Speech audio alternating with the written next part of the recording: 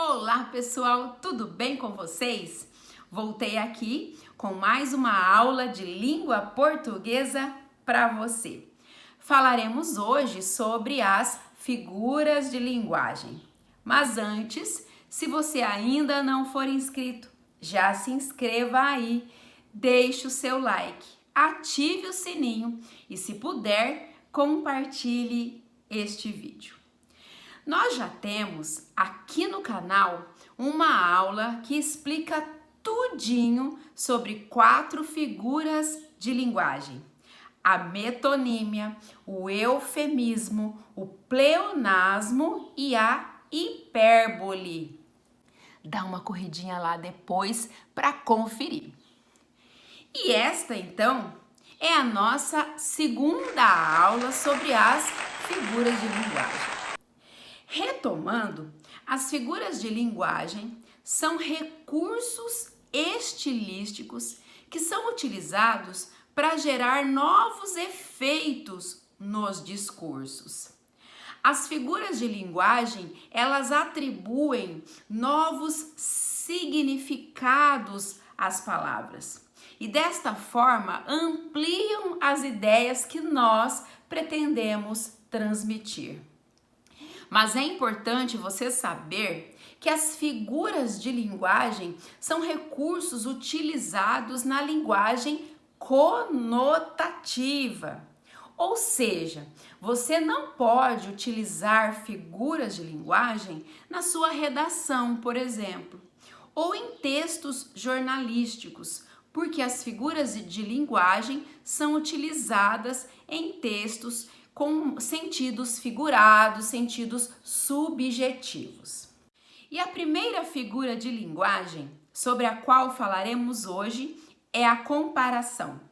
A comparação consiste em comparar dois elementos de forma clara e explícita, utilizando-se para isso um termo comparativo. Palavrinhas como, por exemplo, como, tal qual, assim como. Veja só esse exemplo. Ela é linda como um jardim em flor. Observe que nesta construção está ocorrendo uma comparação entre o termo ela é linda e o termo jardim em flor. Mas para isso há a utilização de um termo comparativo, neste caso a palavrinha como, e isso torna a comparação clara e explícita.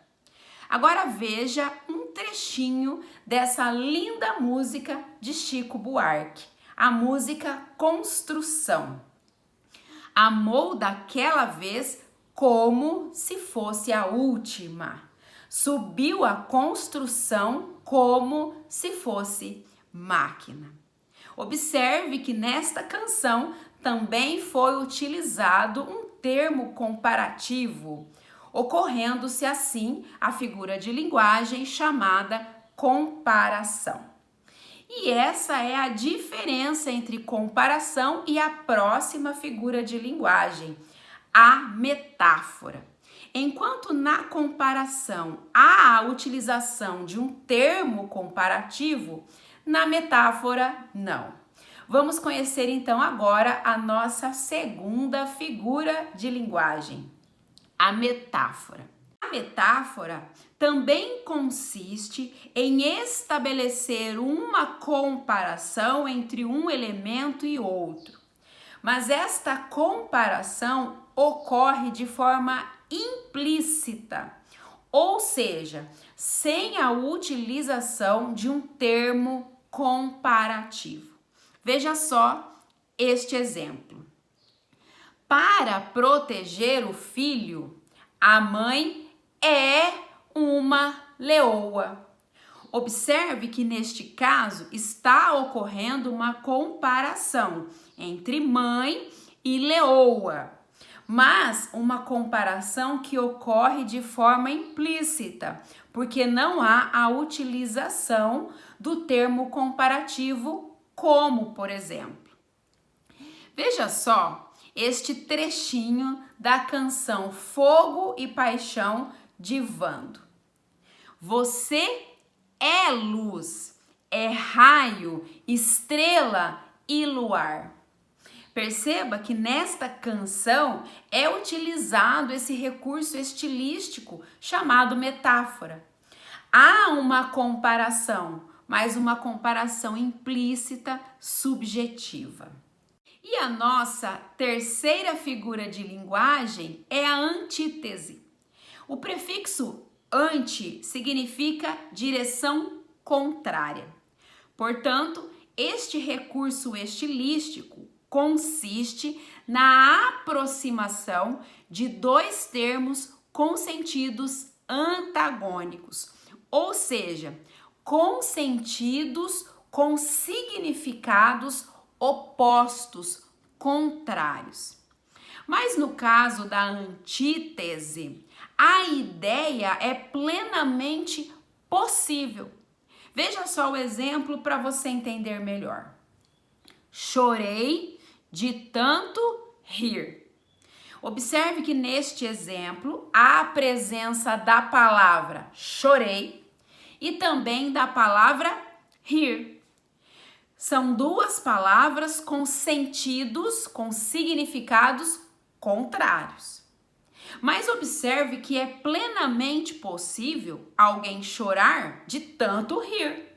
Significa que ela riu tanto que escorreu lágrimas dos olhos. Portanto, uma ideia plenamente possível. Agora observe um trechinho dessa linda música de Almir Sater.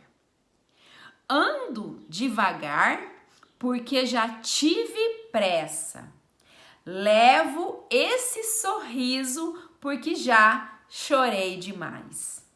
Observe que nesta canção há a presença da palavrinha devagar e da palavrinha pressa. Duas palavrinhas com sentidos contrários. E também há a presença da palavrinha sorriso e chorei, ou seja, duas palavrinhas com significados contrários. Mas observe que é plenamente possível. No passado ele andava com pressa e hoje ele anda devagar. No passado ele chorou demais e hoje ele leva um sorriso. Ou seja, a antítese consiste em aproximar duas palavras com sentidos contrários, mas que traz uma ideia plenamente possível, coerente. Diferentemente da nossa quarta figura de linguagem, o paradoxo. O paradoxo traz a união de ideias inconciliáveis e desta forma traz uma ideia incoerente, impossível de acontecer. Veja só este exemplo. Essa menina parece que dorme acordada. Observe que é impossível alguém dormir estando acordado. Agora veja este trechinho de um poema de Luís de Camões. O amor é fogo que arde sem se ver. É ferida que dói e não se sente. É um contentamento descontente. É dor que desatina sem doer. Observe que é impossível, é incoerente uma dor não doer. É impossível, é incoerente um contentamento estar descontente. Agora, para resumir e você não confundir mais comparação com metáfora, antítese com paradoxo, veja só esses exemplos. Comparação. Ela é como um anjo. Metáfora. Ela é um anjo. Agora veja antítese e paradoxo. Antítese. A guerra não leva a nada, devemos buscar a paz. Paradoxo: estou vivendo na paz desta guerra. Essa foi então a nossa aula de hoje. Eu espero que você não tenha ficado com dúvidas, mas se ficou, deixa aqui nos comentários para mim e aproveita, comenta aí se você está gostando das aulas, deixe sugestões para os próximos vídeos, porque eu adoro responder cada um de vocês. E lembre-se de focar no seu alvo, no seu objetivo.